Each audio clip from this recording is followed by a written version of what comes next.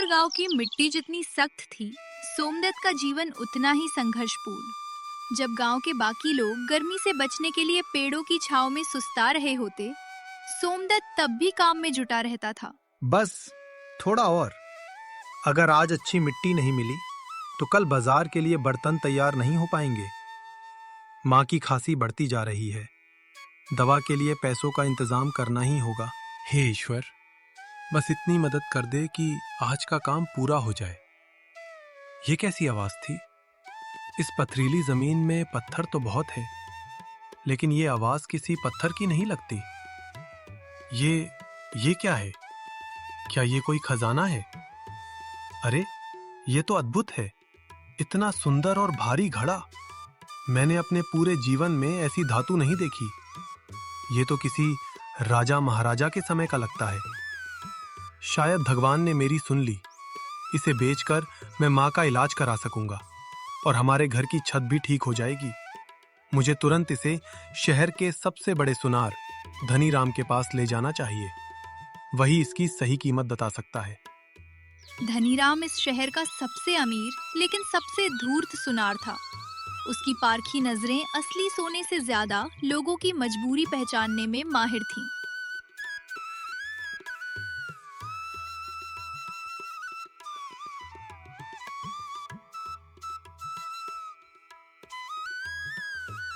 अरे भाई, यहाँ क्या कर रहे हो? ये कुम्हारों की मंडी नहीं है। यहाँ सिर्फ सोने चांदी का काम होता है। बाहर जाओ। सेठ जी क्षमा करें, मैं यहाँ कुछ बेचने आया हूँ। मुझे खुदाई में ये मिला है। बाप रे, ये तो साधारण पीतल नहीं है, ये तो अष्ट धातु का प्राचीन पात्र है। इसकी कीमत तो हजारों स्वर्ण मुद्राएं होगी। अगर ये मुझे मिल जाए तो मेरी 7 पुश्तें राज करेंगी। तो तुम ये कबाड़ लेकर आए हो? सोमदत्त, तुम कुम्हार होकर भी धातु की परख नहीं रखते। ये तो घटिया दर्जे का पीतल है जिसमें लोहा मिला हुआ है। देखो, यहां से इसका रंग भी काला पड़ रहा है। पर सेठ जी, ये तो धूप में सोने जैसा चमक रहा था। मुझे लगा शायद ये बहुत कीमती होगा। चमकने वाली हर चीज सोना नहीं होती मूर्ख। और देखो, ये घड़ा तो खंडित भी है। शास्त्रों के अनुसार ऐसा पुराना बर्तन घर में रखना अशुभ होता है। तभी शायद तुम्हारी हालत इतनी खराब है। अब तुम इतनी दूर से आए हो और मैं ठहरा एक धर्म कर्म करने वाला आदमी। चलो, तुम्हारी गरीबी देखकर मैं इसे रख लेता हूँ। इसके बदले मैं तुम्हें 100 रुपए दे देता हूँ। कम से कम तुम्हारी माँ की दवा तो आ जाएगी। सिर्फ 100 रुपए? सेठ जी, ये तो बहुत कम है। लेना है तो लो, वरना जाओ। वैसे भी इसे कोई दूसरा छुएगा भी नहीं, क्योंकि ये शापित लग रहा है। बाहर पुलिस भी घूम रही है।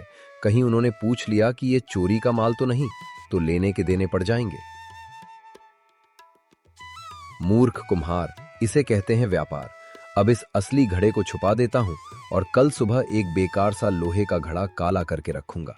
अगर ये वापस आया तो इसे वही थमा दूंगा। धनीराम का लालच सिर्फ उस घड़े तक सीमित नहीं था। उसे लगा कि सोमदत्त को खुदाई में और भी बहुत कुछ मिला होगा। इसलिए उसने एक नई चाल चली ताकि सोमदत्त को डराकर उसका सब कुछ हड़प सके। बचाओ बचाओ, मेरा सब बर्बाद हो गया। ओ पापी सोमदत्त, तूने मुझे बर्बाद कर दिया।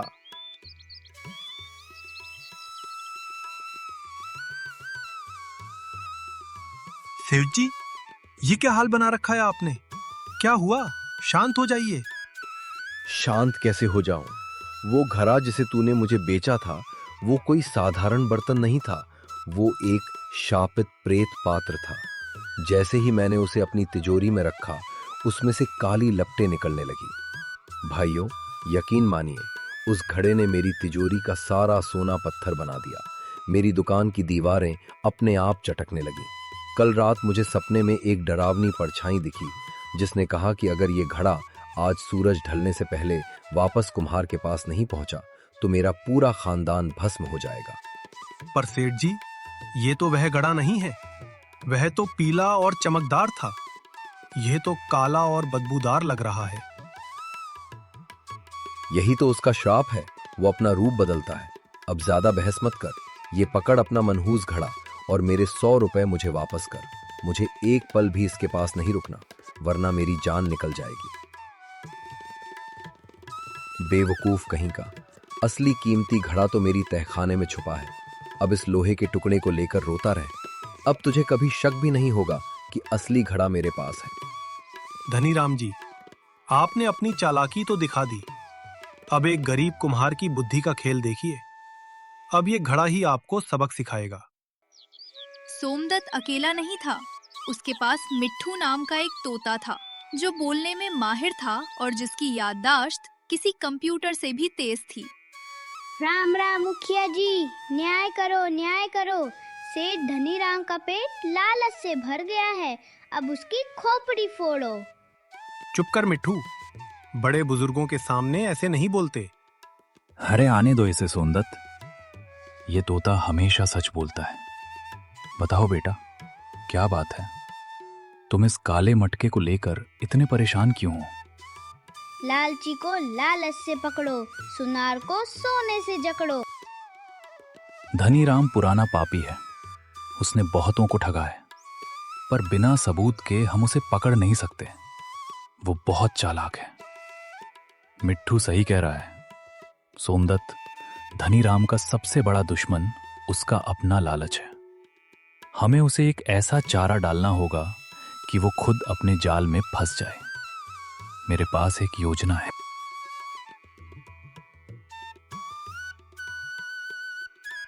हाय मेरी किस्मत, कैसा जादुई घड़ा था, मैं उसे पहचान नहीं पाया। मैं तो लुट गया। सोना ही सोना, घर बना कोना कोना, पर अब सब रोना धोना।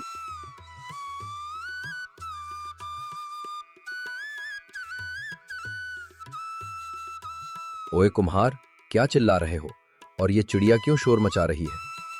सेठ जी, वो काला घड़ा जो आपने वापस किया था, वो कल रात अचानक सोने जैसा चमकने लगा। मैंने उसमें अपनी माँ की दवा के लिए थोड़े से सूखे चने रखे थे और सुबह देखा तो वो चने सोने के दानों में बदल गए। क्या? सोने के दाने? झूठ मत बोलो। झूठ बोले कौआ काटे, सोमदत्त ने सोने के दाने बांटे।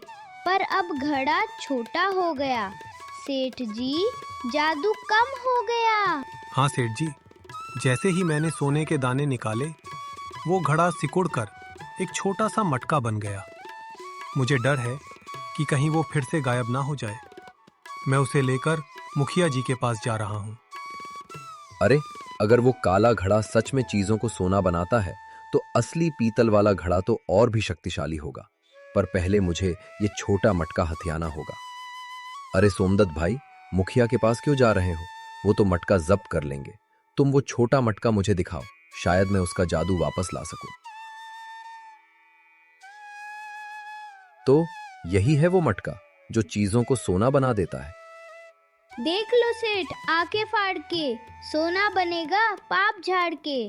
पर पहले पुराना घड़ा निकालो, तभी जादू काम करेगा। हाँ सेठ जी, मिट्ठू सही कह रहा है। जब वो काला घड़ा छोटा हुआ तो उसमें से एक आवाज आई थी, मैं अपने बिछड़े हुए भाई को देखना चाहता हूँ, तभी मैं फिर से सोने की बारिश करूंगा। अब मेरे पास तो वो पुराना घड़ा है नहीं। आपने तो कहा था वो शापित था। अरे वो शापित वापित कुछ नहीं था। मैंने तो बस उसे साफ करने के लिए अंदर रखा था। रुको, मैं अभी लाता हूं।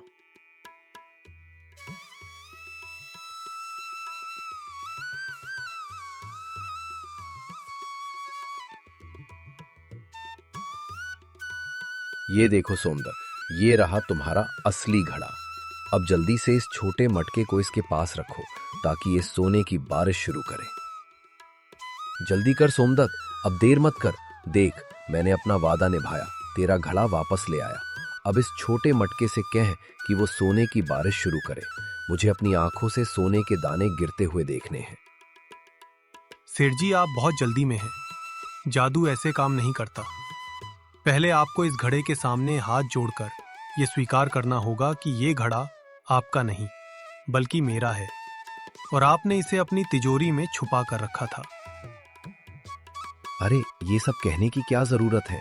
हम तुम अकेले ही तो हैं। अच्छा ठीक है, सुन, मैंने इसे छुपाया था। खुश? अब शुरू कर अपना जादू।